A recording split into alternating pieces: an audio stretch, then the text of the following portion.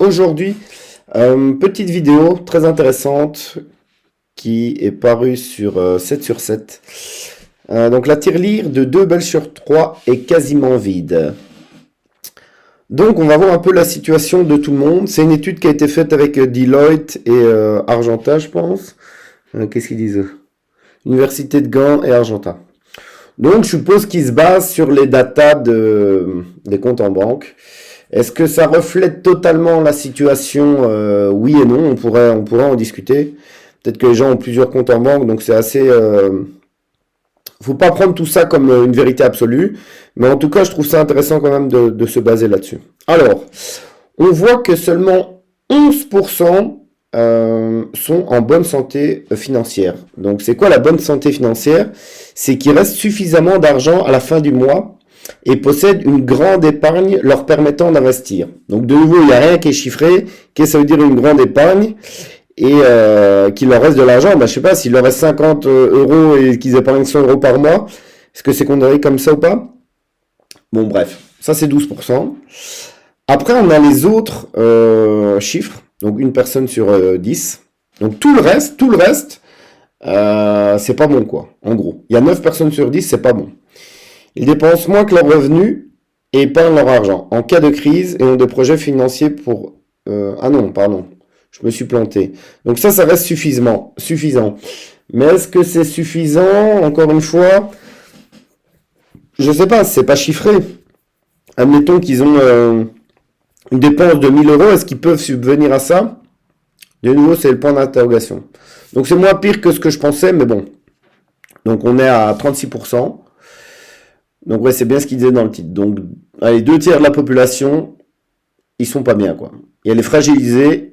Et une personne sur 3 quasiment a du mal à finir le mois, les factures, et ils n'épargnent presque rien. Donc ça veut dire que s'ils ont un couac, eux, ils sont clairement dans la merde. Donc ça aussi, moi dans la formation financière, j'explique ce que je fais avec mon argent et comment, ce qu'il faudrait faire, en fait, ce que tout le monde devrait faire pour se sécuriser, en fait, tout simplement, et pas arriver dans ce chiffre où on est en grave difficulté. Qu'est-ce qu'on a d'autre dans l'article? Ah ouais, les personnes vulnérables. Ça, c'est intéressant. Parce qu'on voit en fait que les personnes les plus vulnérables, c'est ceux qui sont 35-55 ans. Donc vraiment la pleine fleur de l'âge, entre guillemets, pour le crédit, s'occuper des enfants, tout ça. C'est là où on a le plus de dépenses apparemment. Donc je viens de rentrer là-dedans. On va voir ce que ça donne. Les femmes et les célibataires. Ça, c'est les critères. Alors ça, les événements imprévus. Donc décès, rupture, accident. Est-ce que on peut réellement dire qu'il y a des dépenses imprévues? Je veux dire par là que un décès, tout le monde sait qu'on va mourir tôt ou tard, quoi. Donc on peut l'anticiper. Une rupture amoureuse, on pourrait avoir un petit compte de sécurité pour prévenir au cas où. Et un accident, je ne sais pas si c'est un accident de la vie ou routier. Pour moi, je pense qu'il y a quand même là-dedans, il y a pas mal d'imprévus en fait qui sont prévisibles. C'est notamment ça que j'explique dans la formation, comment mettre en place certaines choses pour anticiper. Parce qu'en fait, c'est toujours ça, hein. C'est une question d'anticipation comme aux échecs, quoi. Alors, qui est en mauvaise santé financière? Alors, il y a 56% des indépendants ayant fait faillite. Donc, apparemment, quand on fait ça, on n'est pas bien. Mais ça veut dire quand même que 1 sur 2, du coup, alors, est en bonne santé? À voir. 50% des personnes ayant une baisse de leur revenu mensuel.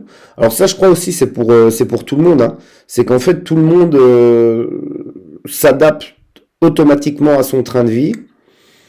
Et je crois que pour le coup, on parle même pas de chiffres.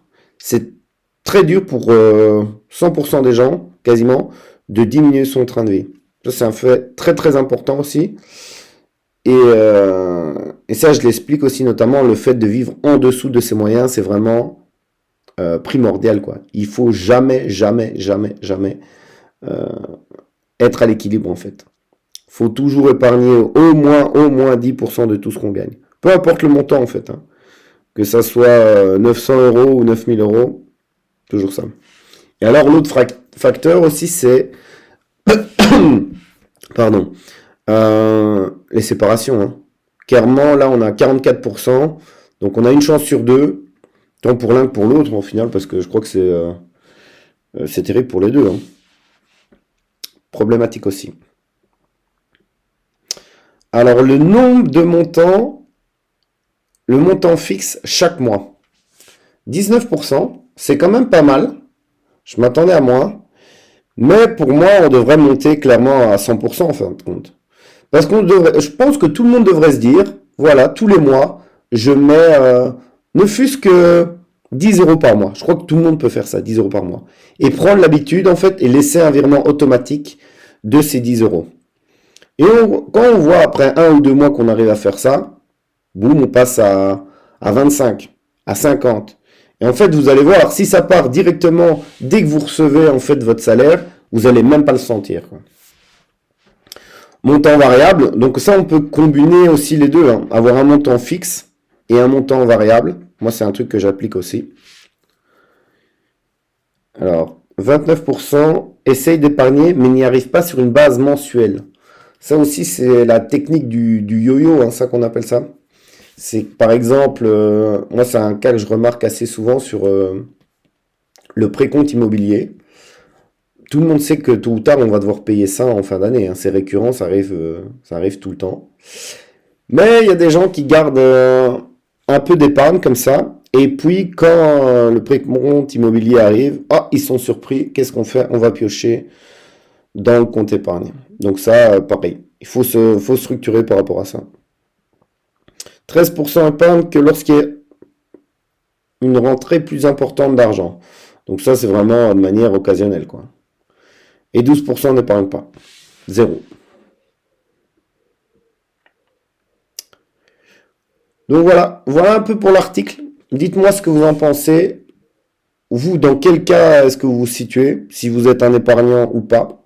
C'est juste ça pour moi. C'est déjà ça le premier pas à faire, si vous voulez, c'est de devenir un épargnant. Après, on verra comment faire fructifier tout ça. Mais ça, c'est vraiment la base de la base. Si vous voulez vous inscrire à la formation de gestion du budget, le lien est juste en dessous. Sinon, c'est pas grave, continuez votre route. Et je vous dis à plus. Ciao, ciao.